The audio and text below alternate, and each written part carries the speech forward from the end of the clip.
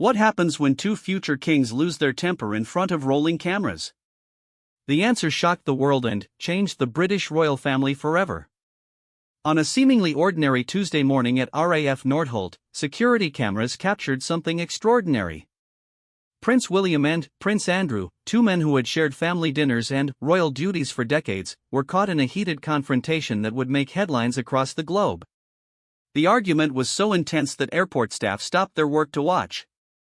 Palace security rushed to intervene. And, somewhere in the background, a camera kept rolling. This wasn't just another family disagreement. This was a moment that revealed the deep cracks running through the House of Windsor. A moment that showed the world that behind the perfect smiles and coordinated wave, the royals are just as human as the rest of us. The footage, leaked just hours after it was recorded, would spark investigations, emergency palace meetings, and questions that the monarchy is still struggling to answer. What could make two princes so angry that they forgot about protocol, cameras, and their royal duties? The truth is more shocking than anyone imagined. And it all started with a flight to Bahrain that neither prince wanted to take. The morning started like any other royal engagement day. Prince William arrived at RAF Nordholt at precisely 9:45 a.m., 15 minutes early as always. His protection officers had already swept the private terminal, and his aide was reviewing the final schedule for what should have been a routine diplomatic visit to Bahrain. The Prince of Wales had made this journey many times before, representing the crown in various Middle Eastern nations where British interests needed a royal touch.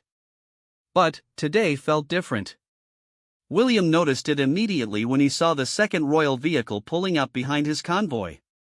Prince Andrew stepped out, dressed in his naval uniform despite no longer holding active royal duties.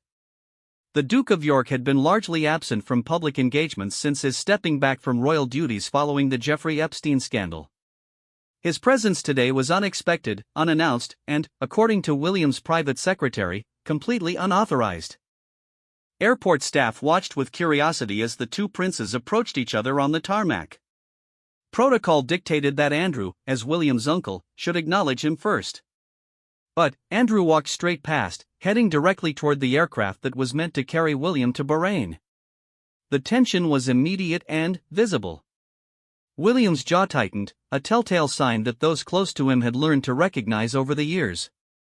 The flight to Bahrain had been planned for months. It was part of William's increasing responsibilities as heir to the throne, a carefully orchestrated diplomatic mission designed to strengthen British-Bahraini relations ahead of crucial trade negotiations.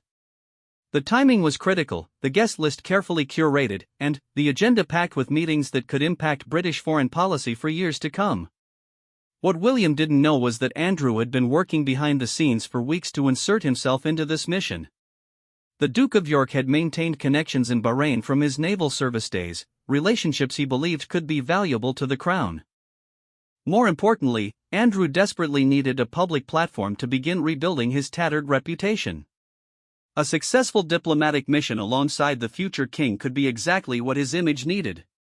The problem was that Buckingham Palace had specifically decided against Andrew's involvement.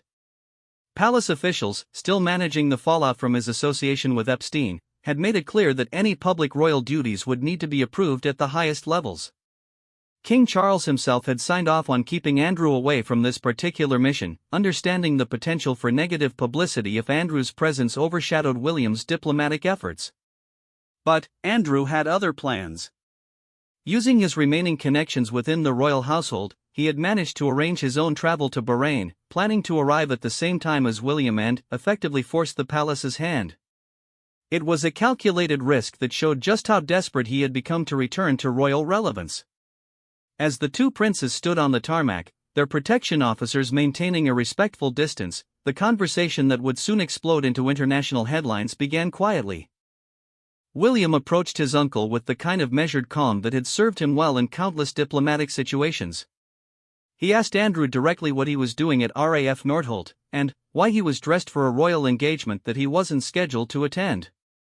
Andrew's response revealed the depth of his desperation and the extent of his miscalculation. He told William that he had been invited by Bahraini officials, though he couldn't produce any formal invitation or palace authorization. He insisted that his presence would strengthen the mission, that his naval background and Middle Eastern experience made him valuable to the diplomatic effort. Most provocatively, he suggested that William was still too inexperienced for such delicate negotiations and could benefit from his uncle's guidance. The suggestion that he needed Andrew's help was exactly the wrong thing to say to Prince William at exactly the wrong moment. William had spent years preparing for increased royal responsibilities, working closely with foreign office officials, and building his own relationships with international leaders. The idea that his scandal-plagued uncle thought he could simply insert himself into months of careful planning was both insulting and infuriating. Airport security cameras captured the exact moment when the conversation shifted from tense to explosive. William's body language changed completely. He stepped closer to Andrew, his voice rising despite years of training in maintaining royal composure. For the first time in public memory, the future king was losing his temper, and it was all being recorded. The argument that followed would later be described by witnesses as unlike anything they had ever seen between royal family members. William accused Andrew of attempting to manipulate the situation for his own benefit, of putting personal interests ahead of the monarchy's reputation. He reminded Andrew that he no longer held active royal duties and had no authority to represent the crown in any official capacity. Andrew, clearly caught off guard by the intensity of William's response, began to raise his own voice. He accused William of being influenced by palace advisors who didn't understand the complexities of Middle Eastern politics. He suggested that the younger generation of royals was too concerned with public opinion and not focused enough on traditional royal relationships that had served the monarchy for centuries. What started as a disagreement about travel plans was rapidly becoming a confrontation about the future direction of the British monarchy itself. William represented the new approach, carefully managed public engagements designed to enhance the crown's modern relevance. Andrew represented the old way, where royal connections and traditional privileges mattered more than public perception or careful planning. The heated exchange continued for nearly 20 minutes, with both men seemingly forgetting that they were standing on a public airport tarmac with dozens of staff members watching. Palace protection officers found themselves in an impossible situation, trained to protect the royals but not to intervene in family disputes. Airport staff pretended to be busy with their duties while straining to hear every word of the unprecedented royal confrontation. As their voices grew louder and their gestures more animated, both princes crossed lines that royal protocol had been designed to prevent. William questioned Andrew's judgment and decision-making abilities, references that everyone present understood were about more than just travel arrangements. Andrew responded by challenging William's readiness for kingship, suggesting that his nephew's approach to royal duty showed inexperience and poor judgment. The confrontation reached its peak when Andrew made a comment that witnesses later described as unforgivable. He suggested that William's concerns about reputation and public perception showed that he would be a weak king, more concerned with popularity than with royal prerogative. It was exactly the kind of challenge to William's authority and future role that could never be overlooked or forgotten. William's response was immediate and decisive. He told Andrew that the flight to Bahrain would proceed as planned, without any unauthorized passengers. He made it clear that Andrew had no role in the mission, no invitation from palace officials, and no right to insert himself into carefully planned diplomatic engagements. Most importantly, he told Andrew that any attempt to travel to Bahrain independently would be seen as direct defiance of the crown's official position. The argument concluded with both men standing face to face, their anger barely contained, while airport staff and security officers watched in stunned silence. Neither prince was backing down, and both seemed to realize that their confrontation had crossed boundaries that could never be uncrossed. The footage being captured by security cameras would soon become the most talked about royal moment in decades. The immediate aftermath of the royal confrontation at RAF Nordholt created a crisis that palace officials had never been trained to handle. Within minutes of the argument's conclusion, both princes had retreated to separate areas of the private terminal, their protection officers forming subtle barriers between them while frantically making phone calls to Buckingham Palace. The footage captured by airport security cameras was already being reviewed by officials who understood they were witnessing a potential disaster for the monarchy. Prince William, still visibly shaken by the intensity of the confrontation, attempted to proceed with his planned departure for Bahrain. His private secretary worked desperately to maintain the schedule, knowing that any delay would raise questions from the media and diplomatic partners who were expecting his arrival. But the prince struggled to regain his composure, pacing the terminal while his aide briefed him on the potential consequences of what had just occurred. Meanwhile, Prince Andrew refused to leave the airport.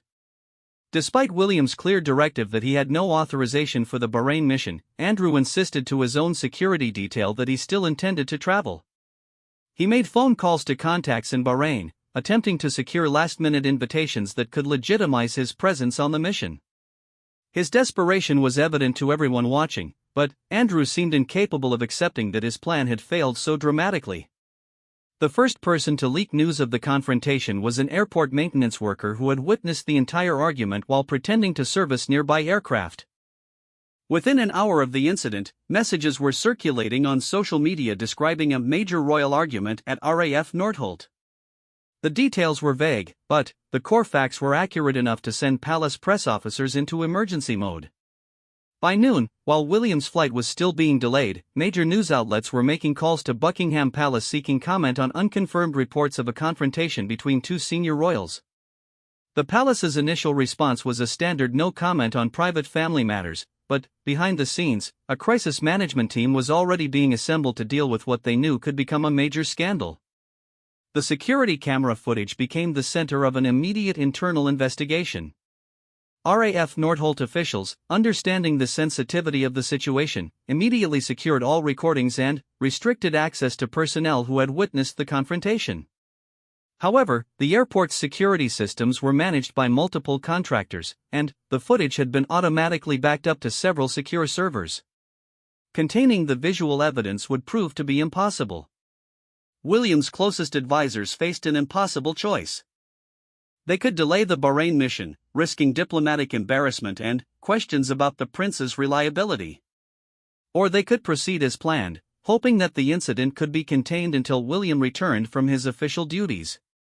The decision was made to continue with the mission, partly because cancelling would only intensify speculation about what had occurred at RAF Nordholt. Prince Andrew's behavior in the hours following the confrontation revealed the depth of his isolation within the royal family. Multiple phone calls to senior palace officials went unreturned. His requests to speak directly with King Charles were politely deferred.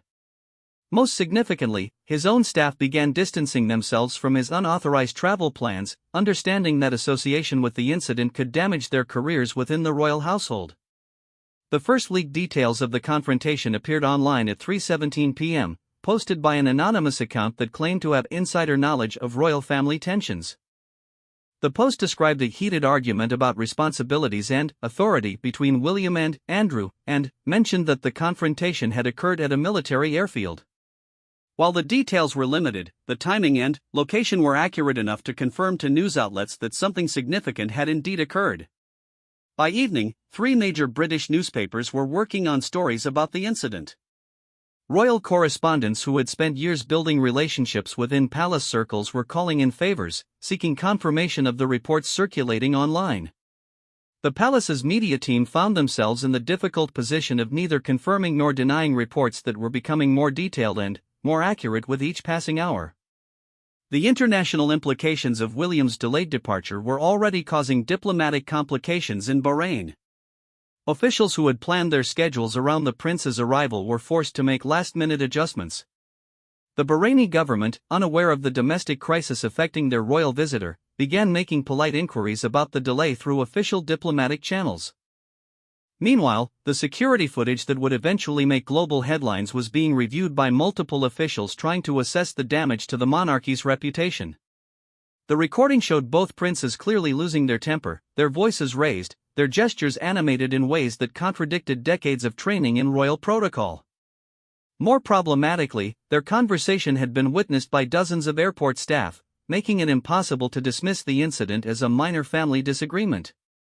Prince Andrew's refusal to accept the reality of his situation created additional complications throughout the evening. He remained at RAF Nordholt for several hours, making increasingly desperate phone calls to contacts who might help him salvage his travel plans. His protection officers, caught between their duty to keep him safe and their understanding that his presence was no longer welcome, found themselves managing an unprecedented situation. The first detailed account of the confrontation appeared in a WhatsApp group used by airport ground crew at 7:30 p.m.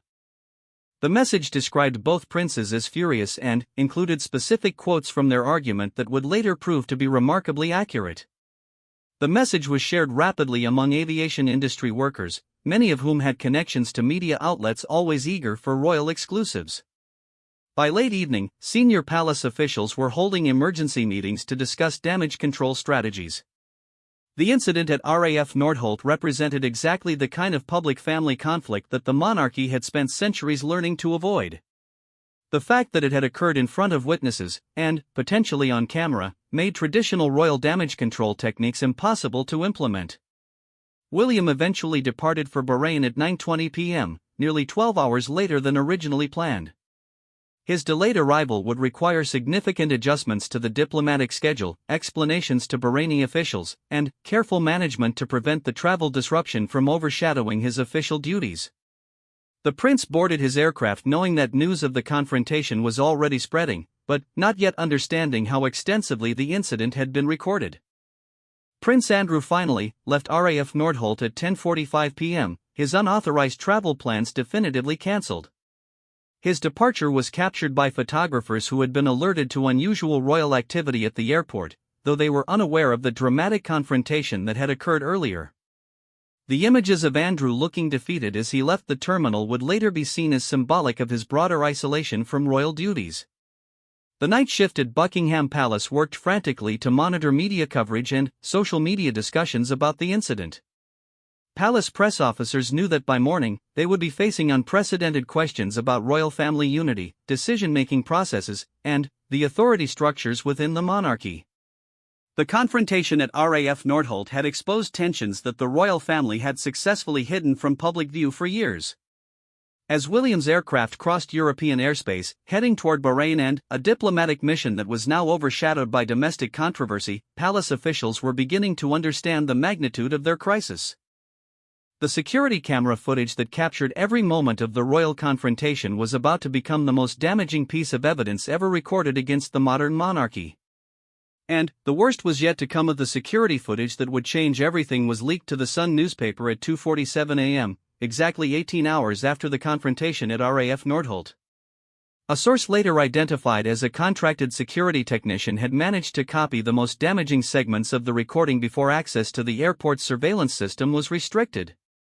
The leaked footage was grainy, captured from multiple angles, but crystal clear in its content. Two senior members of the British royal family engaged in a heated argument that shattered every convention of royal behavior.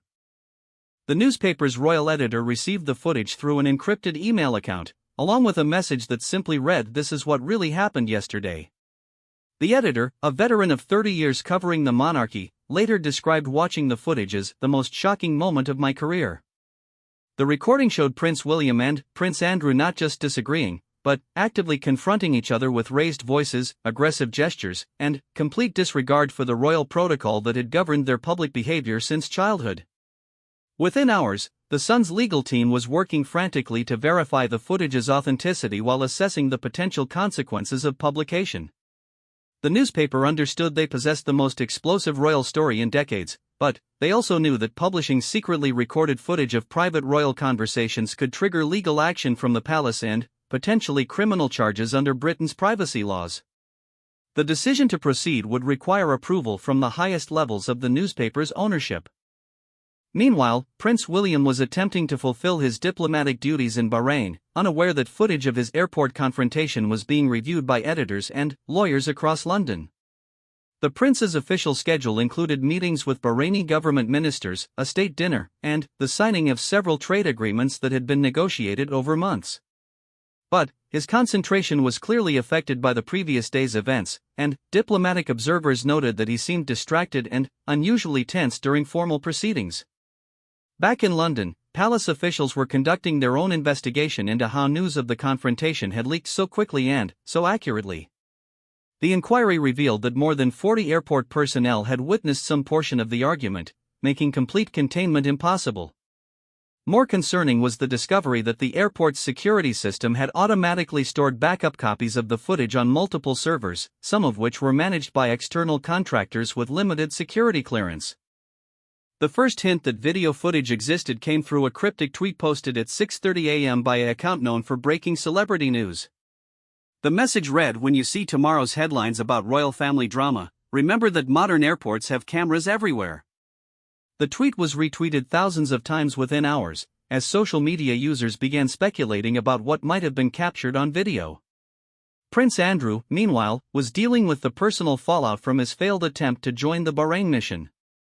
Palace officials had made it clear that his unauthorized travel plans were being treated as a serious breach of protocol, potentially resulting in further restrictions on his already limited royal activities. Andrew's isolation within the royal family, already severe following his stepping back from public duties, had deepened significantly as a result of his confrontation with William. The legal complexities surrounding the leaked footage created unprecedented challenges for both media outlets and palace officials.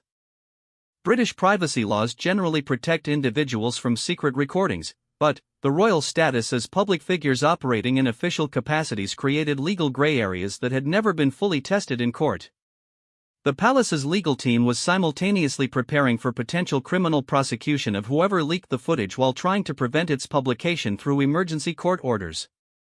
By Wednesday morning, rumors about video evidence of the royal confrontation were circulating throughout London's media community. Newspaper editors who had initially been skeptical of reports about a heated argument between William and Andrew were now making urgent calls to their palace contacts, seeking comment on stories that were becoming impossible to ignore. The palace's standard response that they do not comment on private family matters was proving inadequate for a situation that was rapidly moving beyond traditional damage control. The international media began picking up the story during Wednesday afternoon, as diplomatic correspondents in Bahrain noticed Prince William's obvious distraction during official meetings. The prince's usually polished performance at formal events was replaced by visible tension and occasional lapses in concentration that suggested significant stress. Bahraini officials, unaware of the domestic crisis affecting their royal visitor, privately expressed concern about whether something serious had occurred in London. The Sun's decision to publish the footage was finally made during an emergency editorial meeting on Wednesday evening. The newspaper's lawyers had concluded that the public interest in revealing the extent of royal family tensions outweighed privacy considerations, particularly given that the confrontation had occurred in a semi-public location with numerous witnesses. The decision to proceed with publication was also influenced by intelligence that other media outlets were actively pursuing the same story, making exclusive access temporary at best.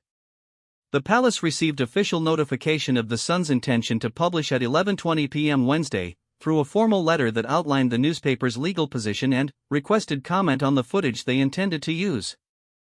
Palace press officers, who had been monitoring social media speculation about video evidence, finally understood the full scope of their crisis. The footage described in the Sun's letter captured not just the argument itself, but specific quotes and gestures that made traditional royal denials impossible. Emergency meetings continued throughout the night at Buckingham Palace, as senior officials tried to develop a response strategy for a situation without precedent in modern royal history. Traditional crisis management techniques relied on carefully controlled information release and the ability to frame narratives through trusted media relationships. But leaked surveillance footage eliminated the palace's ability to control how the confrontation would be presented to the public. King Charles was personally briefed on the situation during the early hours of Thursday morning, as his staff struggled to assess the potential damage to the monarchy's reputation. The king had been dealing with the ongoing challenges of Prince Andrew's reduced status and Prince William's increasing responsibilities, but the public exposure of family tensions represented a threat to the carefully maintained image of royal unity that had been decades in the making. The technical quality of the leaked footage posed additional problems for palace damage control efforts. Unlike grainy paparazzi photographs that could be dismissed as unclear or taken out of context, the airport security cameras had captured high-resolution video with clear audio of the entire confrontation. The footage left no room for alternative interpretations or claims that the incident had been misunderstood or exaggerated by witnesses.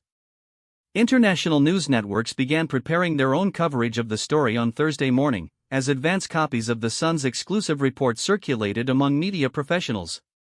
The footage was particularly damaging because it contradicted years of carefully cultivated royal messaging about family unity and shared commitment to public service. The argument between William and Andrew revealed personal tensions that the palace had successfully hidden from public view since Andrew's stepping back from royal duties. Prince William, still in Bahrain and focused on completing his diplomatic mission, remained unaware that video footage of his airport confrontation was about to be seen by millions of people worldwide. His protection officers had been instructed not to distract him with developments in London, understanding that his diplomatic responsibilities required complete concentration. The prince would not learn about the leaked footage until after completing his official duties, returning to London to face a crisis that would fundamentally change public perceptions of the modern monarchy. The Sun's front page on Thursday morning shocked the nation and sent reverberations around the world. The headline "Royal Rage, Princes in Airport Fury" stretched across the entire front page, accompanied by still images from the security footage that showed both William and Andrew with raised voices and animated gestures. The accompanying article described the confrontation in unprecedented detail, quoting specific exchanges between the princes that revealed the depth of their disagreement about royal duties, authority, and Andrew's continuing role within the family. Within minutes of the Sun hitting newsstands at 5:30 a.m., every major news organization in Britain was scrambling to match the story. BBC News interrupted regular programming to report on the leaked footage, while Sky News began running continuous coverage of what they described as the most significant royal crisis since the Diana years. The footage itself was being replayed continuously, giving millions of viewers their first glimpse of senior royals completely losing their composure in public. The international reaction was immediate and intense. CNN led their morning broadcast with the story, while European newspapers prepared emergency editions featuring the security camera images. The footage was particularly shocking to international audiences who had grown accustomed to the carefully controlled image of British royal dignity. Social media platforms experienced unprecedented traffic as users shared clips of the confrontation, with hashtags like #RoyalRage and #PrincessFight trending globally within hours.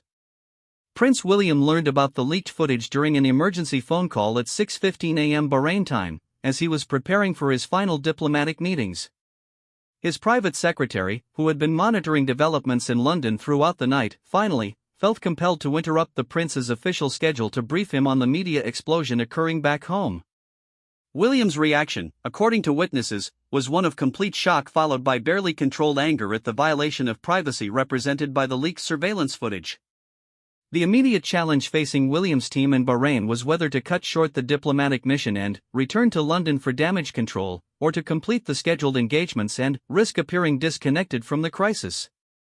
The decision was made to proceed with the final meetings, partly to avoid further diplomatic embarrassment and partly to prevent the appearance that the royal family was in complete chaos.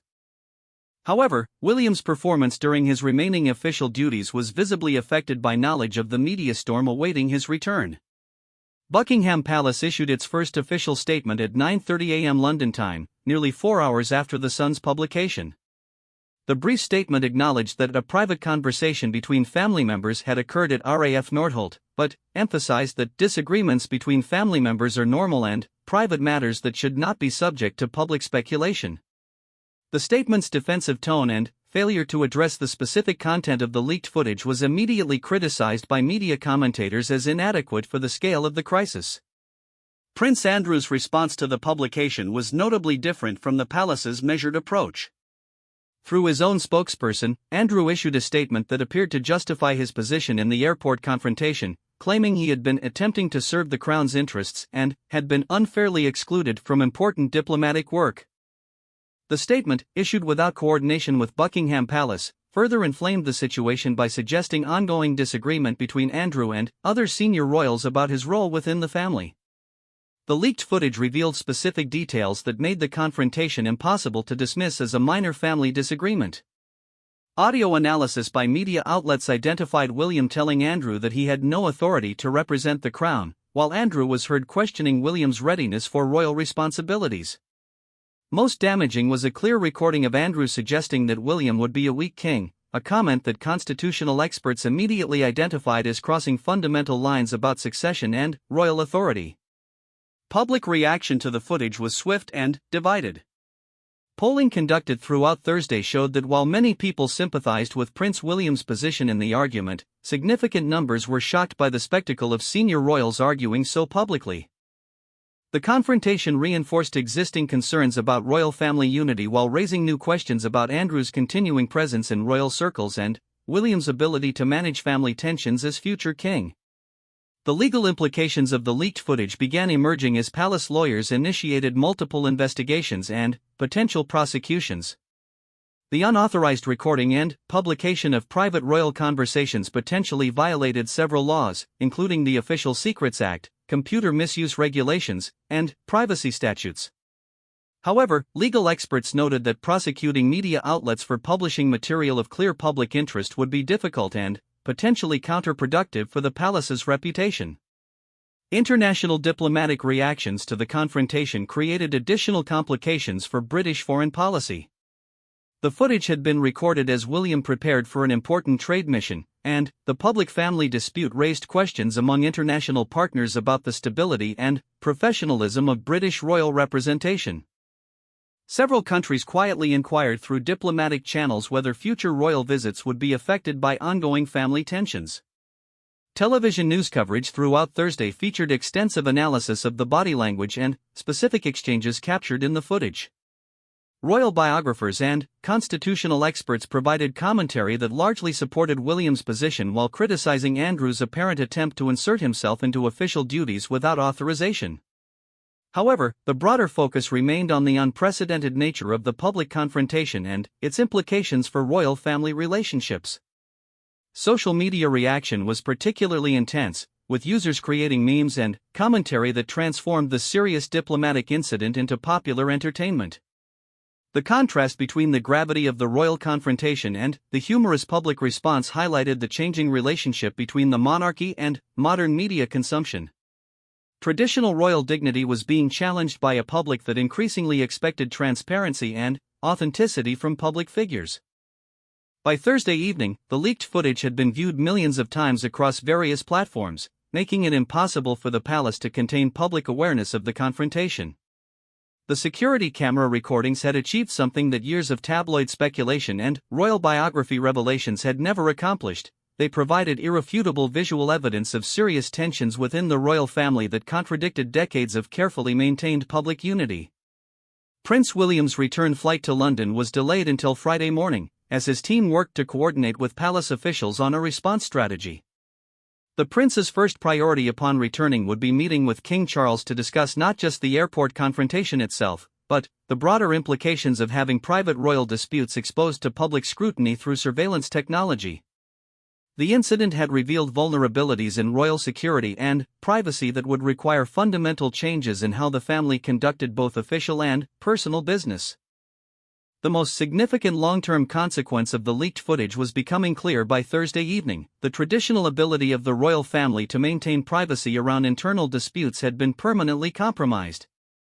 Future confrontations, disagreements, or tensions between family members would now be conducted with the knowledge that recording devices were ubiquitous and that private conversations could become public property within hours. The royal family's relationship with modern surveillance technology had fundamentally changed, requiring new protocols for maintaining both security and privacy in an age of digital documentation. Prince William's return to London on Friday morning was unlike any royal homecoming in modern history. Instead of the usual discreet arrival at a private terminal, photographers and television crews had gathered at RAF Nordholt, the very location where his confrontation with Prince Andrew had been recorded just days earlier. The prince's aircraft landed at 11:20 a.m. to a scene that would have been unimaginable before the leaked footage transformed a private family dispute into the most watched royal story of the decade. The immediate priority for William and his advisors was damage control, but the traditional royal playbook for managing scandals had been rendered obsolete by the existence of video evidence.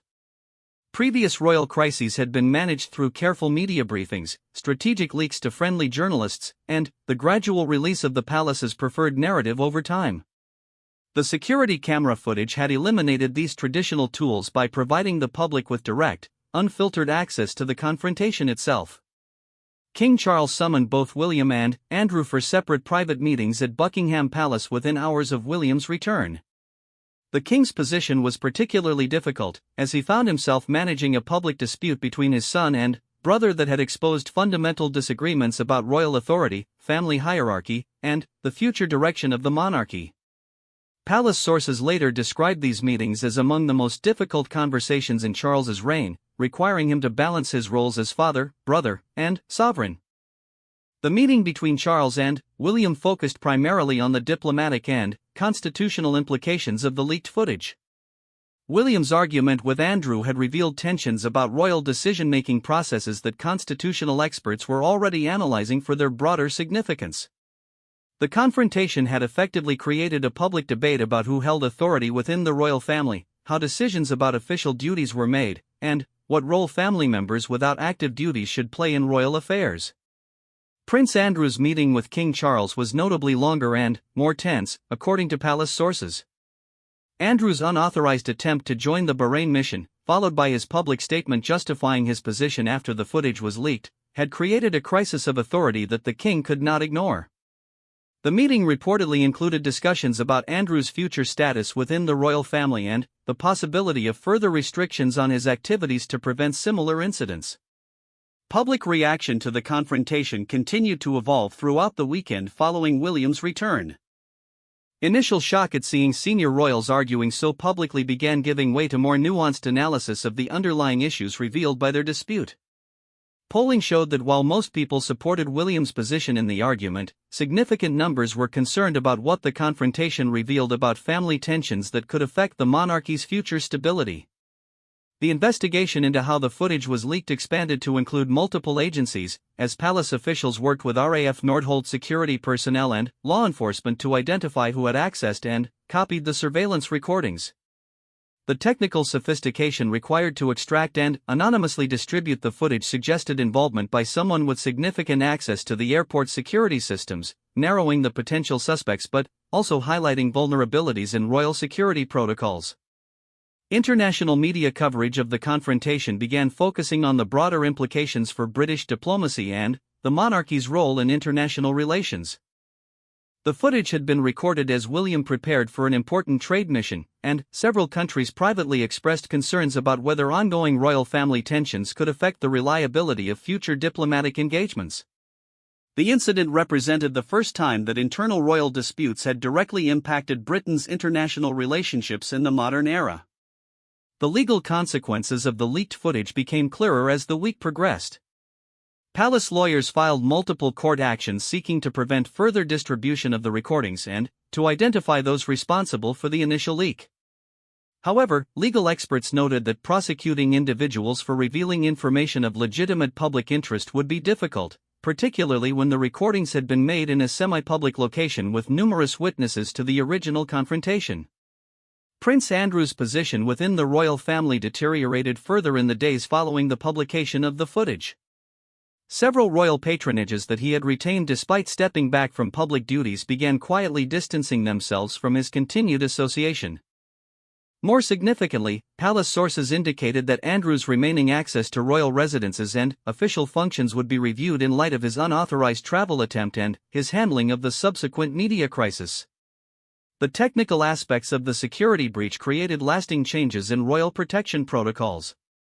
The incident revealed that modern surveillance systems created permanent records of royal conversations and activities that could be accessed by individuals without traditional security clearances. Palace security was forced to completely review how and where senior royals conducted private conversations, understanding that future disputes could be similarly exposed if adequate precautions were not implemented. Social media analysis of public reaction to the confrontation revealed generational differences in how the incident was perceived. Younger audiences generally viewed the footage as confirmation that the royal family faced the same interpersonal challenges as ordinary families, while older viewers expressed concern about the decline in royal dignity and protocol. These differing reactions reflected broader questions about the monarchy's relevance and accessibility in contemporary British society. The diplomatic mission to Bahrain, which had been the original purpose of William's travel, was ultimately considered successful despite the domestic controversy surrounding his departure. Bahraini officials privately expressed satisfaction with the trade agreements and diplomatic discussions that occurred during the prince's visit. However, the success of the mission was largely overshadowed by the confrontation that preceded it, demonstrating how internal royal disputes could undermine even successful official duties. By the end of the first week following the leaked footage's publication, it was clear that the incident had permanently changed public perceptions of royal family relationships. The carefully maintained image of family unity that had been central to the monarchy's modern public relations strategy had been shattered by irrefutable video evidence of serious disagreements between senior family members. Future royal public appearances would be scrutinized for signs of ongoing tensions that the palace could no longer credibly deny. The long-term implications of the confrontation extended far beyond the immediate participants. The incident established new precedents for how royal family disputes would be covered by media outlets, investigated by authorities, and discussed by the public. The existence of the leaked footage created a permanent record of royal family tensions that would influence public understanding of monarchy dynamics for generations to come. Prince William emerged from the crisis with his public standing largely intact, as most observers concluded that his position in the airport argument had been justified and appropriate. However, the prince also faced new scrutiny about his ability to manage family relationships and his readiness for the increased responsibilities of future kingship. The confrontation had tested his judgment and composure in ways that no amount of royal training could have fully prepared him for. The royal showdown at RAF Nordholt ultimately became a watershed moment for the modern British monarchy, marking the end of an era when royal family private disputes could be kept genuinely private. In an age of ubiquitous surveillance technology and instant global communication, the traditional boundaries between public and private royal life had been permanently altered, forcing the family to adapt to a new reality where every conversation could potentially become public property within hours of occurring.